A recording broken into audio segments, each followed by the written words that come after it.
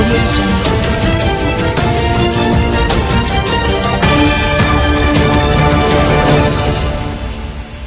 एक पृथ्वी एक स्वास्थ्य के लिए योग बना योगा डे 2025 का थीम पीएम मोदी ने की घोषणा। प्रधानमंत्री नरेंद्र मोदी ने रविवार को घोषणा की कि इस वर्ष के अंतर्राष्ट्रीय योग दिवस की थीम एक पृथ्वी एक स्वास्थ्य के लिए योग है। उन्होंने कहा कि यह दिन एक भव्य उत्सव का रूप ले चुका है। अपने मासिक मन की बात रेडियो प्रसारण में स्वस्थ विश्व जनसंख्या के लिए भारत के दृष्टिकोण को साझा करते हुए पीएम मोदी ने कहा कि हम योग के माध्यम से पूरी दुनिया को स्वस्थ बनाना चाहते हैं। प्रधानमंत्री ने कहा कि फिटनेस के साथ साथ गिनती करना भी एक आदत बनती जा रही है। उन्होंने लोगों के ऐसे उदाहरण दिए जिसमें वे एक दिन में उठाए गए कदमों, खपत की गई कैलोरी और बर्न की गई कैलोरी की संख्या पर नजर रखते हैं। उन्होंने कहा इन सब के बीच एक उल्टी गिनती शुरू होने वाली है। अंतर्राष्ट्रीय योग दिवस की उल्टी गिनती अब योग दिवस के लिए 100 दिन से भी कम समय बचा है। अगर आपने अभी तक योग को अपने जीवन में शामिल नहीं किया है तो अभी करें, अभी भी देर नहीं हुई है। 10 साल पहले हुई थी शुरुआत। 10 साल पहले मनाए गए पहले अंतर्राष्ट्रीय योग दिवस का जिक्र करते हुए मोदी ने कहा अब यह दिन योग के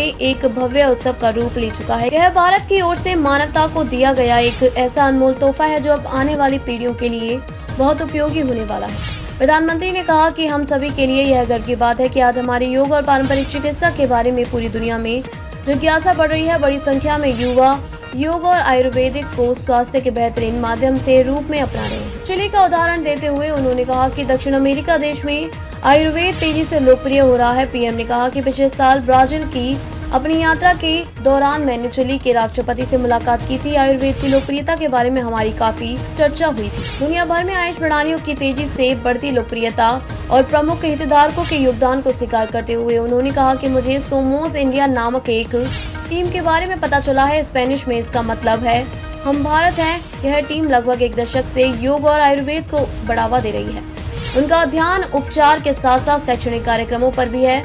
वे योग और आयुर्वेद से जुड़ी जानकारी का स्पेनिश में अनुवाद भी करवा रहे हैं। मोदी ने कहा अगर हम पिछले साल की बात करें तो उनके असंख्य कार्यक्रमों और पाठ्यक्रमों में लगभग 9000 लोगों ने भाग लिया था। मैं इस टीम से जुड़े सभी लोगों को उनके प्रयासों के लिए बधाई देता हूँ। प्रधानमंत्री ने सभी से योग को अपनी दिनचर्या में शामिल करने और समग्र स्वास्थ्य के लिए देश के पारंपरिक ज्ञान पर गर्व करने की भी अपील की। बता दें कि संयुक्त राष्ट्र ने योग के अभ्यास के अनेक लाभों के बारे में दुनिया भर में जागरूकता बढ़ाने के उद्देश्य से 21 जून को अंतर्राष्ट्रीय योग दिवस के रूप में घोषित किया। इसे पहली बार 2015 में मनाया गया था।